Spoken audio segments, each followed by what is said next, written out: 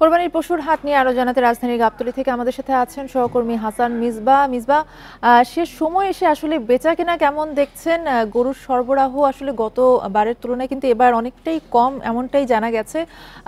দাম নিয়ে আসলে এখন কিরকম প্রতিক্রিয়া দিচ্ছেন ক্রেতা বিক্রেতারা? এখন জন্ম সনদ দিয়ে খোলো বিকাশ স্টুডেন্ট অ্যাকাউন্ট, নিজের বিকাশ নিজে কর। আগামীকাল ঈদ, আর বেশি সময় নেই। আমি আছি এই মুহূর্তে গাবতলী পশুর হাটে। এটি রাজধানীর 20টি পশুর হাটের মধ্যে একটি স্থায়ী হাট।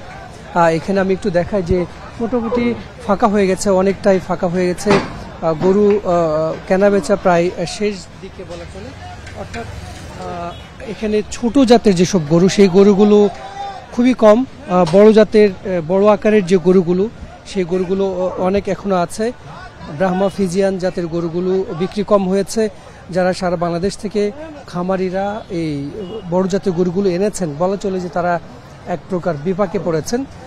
তাদের এলাকায় এই গরুগুলোর দাম যত বলা হয়েছিল, হাটে আনবার পরে তার থেকে 1 লাখ বা 2 লাখেরও কম বলা হচ্ছে বলে তারা দাবি করছেন। অর্থাৎ তারা এই গরু প্রতিপালনে যে খরচ হয়েছে তাদের, কিংবা তাদের যে বিক্রির লক্ষ্যমাত্রা, সেটি আসলে তাদের পূর্ণ হচ্ছে না। ফলে 4-5 দিন ধরে তারা গরুগুলো ধরে রেখেছেন এবং বিক্রির চেষ্টা করছেন।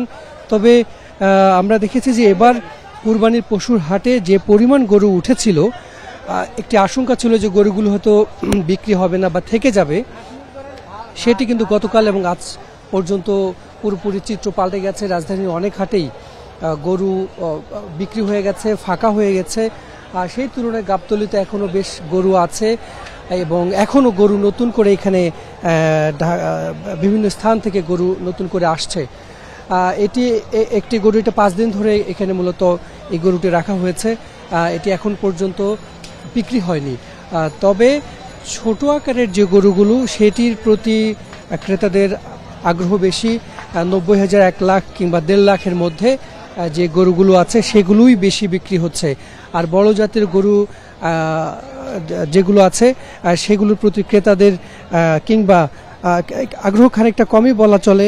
তবে সব মিলিয়ে যারাই গরু বিক্রি করেছেন, ক্রেতারা পুরোপুরি খুশি বলা চলে। কেউ বলেননি যে তাদের গরুর দাম বেশি হয়েছে। বাট যারা বিক্রি করছেন তারা বলছেন যে গরু প্রতি মাঝারি আকারের গরুগুলো 20-30 হাজার টাকা করে কম তাদেরকে বিক্রি করতে হয়েছে এবং তারা ক্ষতির মুখে পড়ছেন। এবং ক্রেতারা সন্তুষ্টির সাথেই গরুগুলো কেনাকাটা করছেন। তো দেখা যাক, আরও সময় বেশ কিছুটা আছে। এখানে ক্রেতারা আসছেন, নতুন করে গরু ঢুকছে। এই ছিল আমার কাছে গাবতলী পশুর হাট থেকে সবশেষ।